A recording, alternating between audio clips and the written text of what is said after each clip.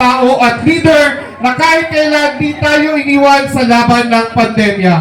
Ang taong galing sa hirap, subalit nagsumikap ang magbabalik ng lingling at gloria ng lungsod ng Maynila. Ang Batang Maynila ang nag-iisang Yorme. Number 2 sa Malata, Yorme Isko Moreno Dumagoso.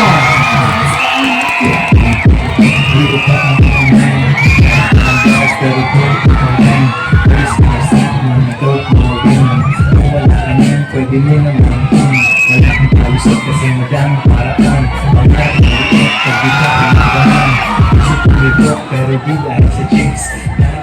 Si nanay, ay, steady na dahil sa Gedli, I love you.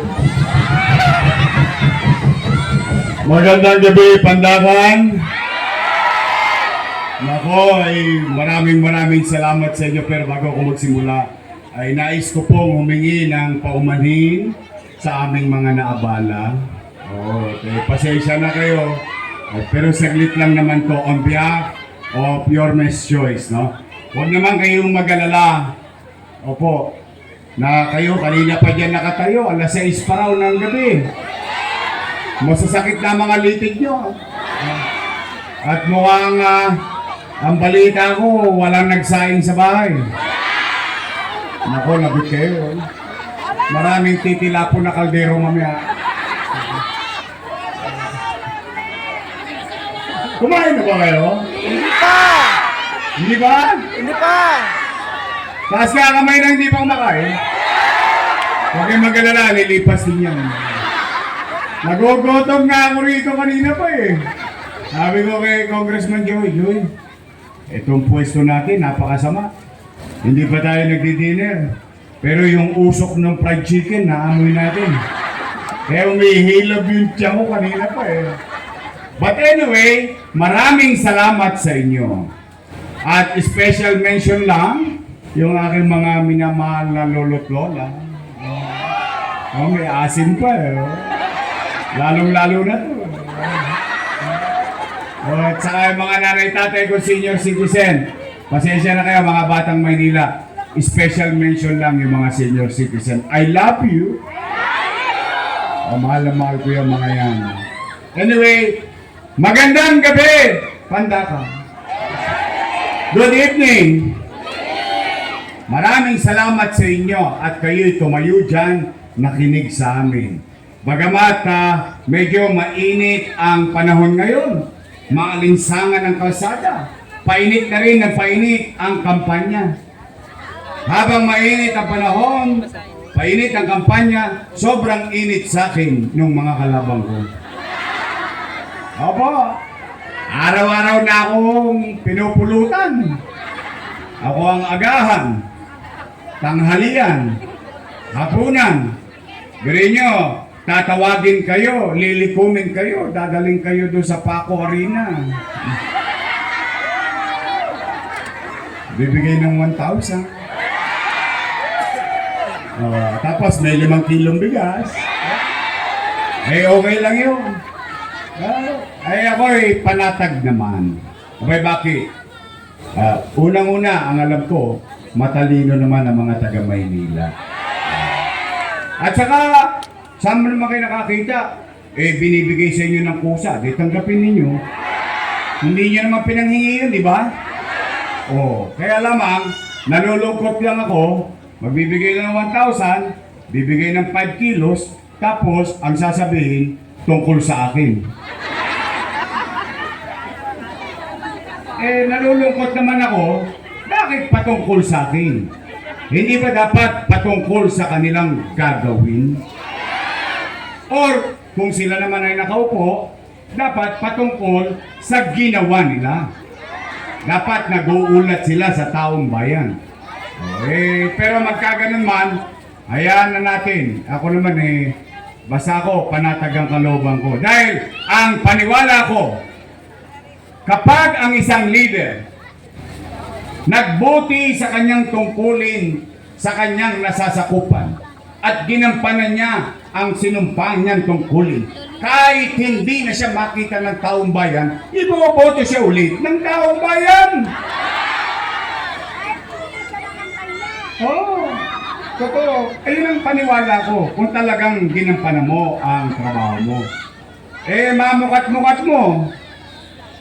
Ang unang ginawa sa akin, siningil kagad ako ng utang na loob noong October 9.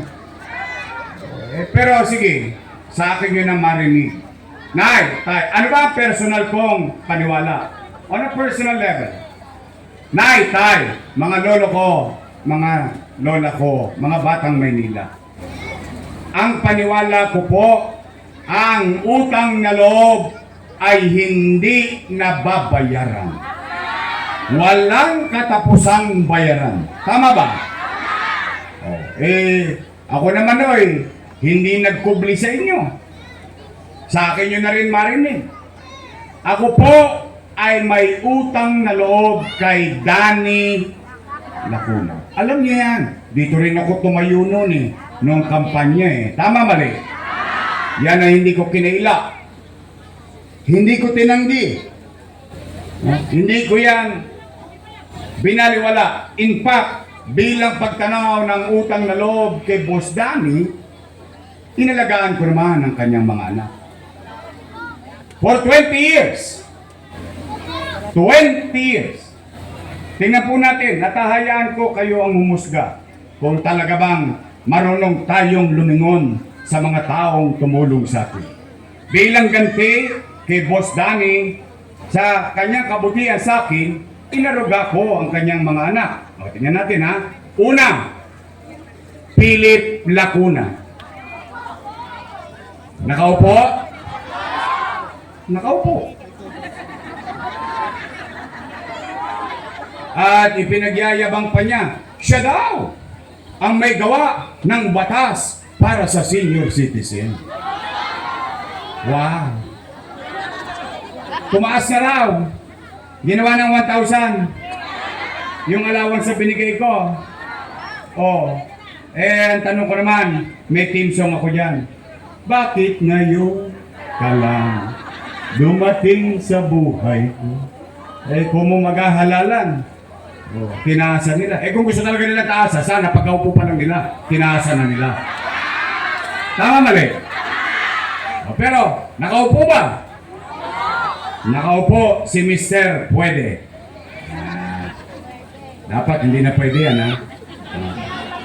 Pangalawa, Dennis Lacuna. Inappoint kong department head. Nakaupo? Pangatlo, Lay Lacuna. Nakaupo? Nakaupo. Pangapat, asawa ni ate, Dr. Fox Pangan. Inappoint ko na Manila Health Department Head. Nakaupo? At may awa ang Diyos. Sa tulong nyo, nakabalik tayo. Yan ang una kong tatanggalin sa City Hall.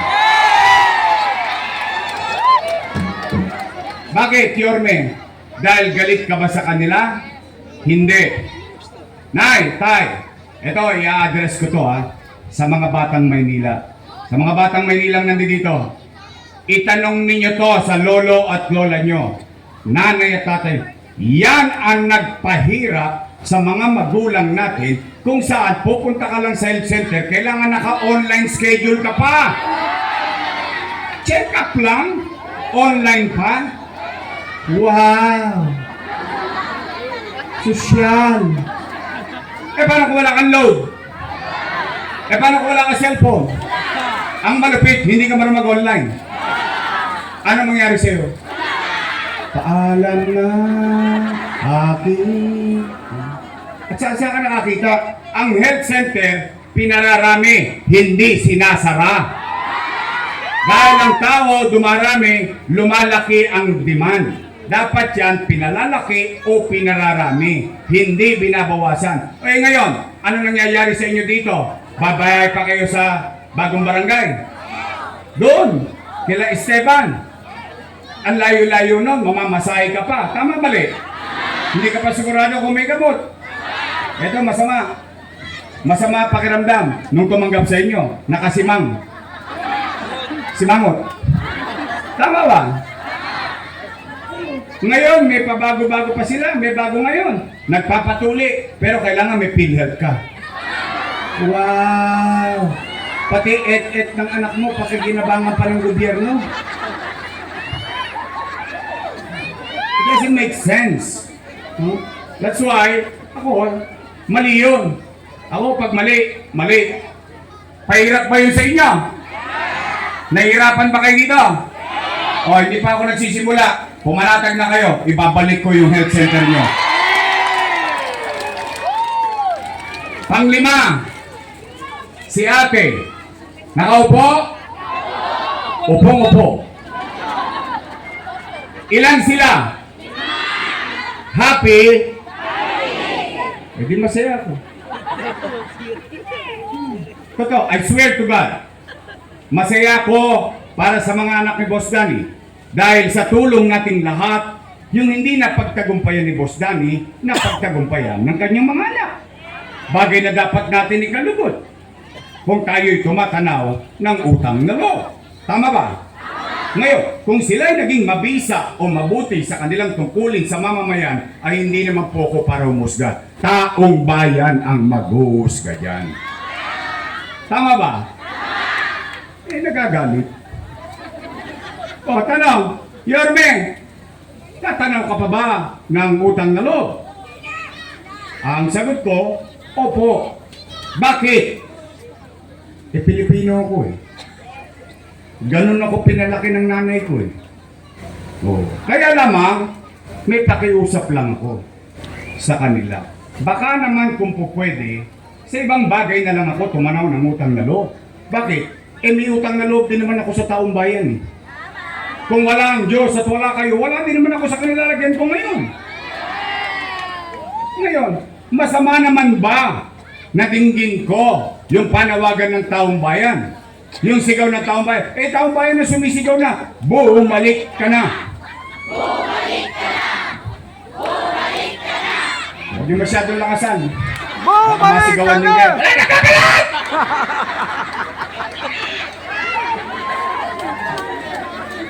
Napanood nyo? Napanood ko din eh. Nagulat ako. Alam ko, papatid yung litid sa litid. May video pa ako. Nagagalit sila. Bakit sila nagagalit? Bakit sila nangangamba? Kung sila'y nagbuti, wala silang dapat ipangamba. Eh bakit natin pangungunahan ng desisyon ng taong bayan? Ang taong bayan hindi maghahanap ng iba kapag naging mabuti ka sa iyong tungkulin. Kaya nagagalit. Tapos ipatatawag kayo. 3 oras, 4 na oras, dadaling kayo sa Paco Arena. 5 oras daw. Oh. May mamon naman, kahit paano. May tubig, plus 1,000. Plus 5 kilo. O tapos ang maririnig nyo tungkol sa akin, hindi tungkol sa buhay nyo. Ba't ganun? Pinagagalit. Nang gagalaiti. Eh ano ba sinasabi? Si Yorme, maraming iniwang. Nakita nyo, nagpunta talaga kayo.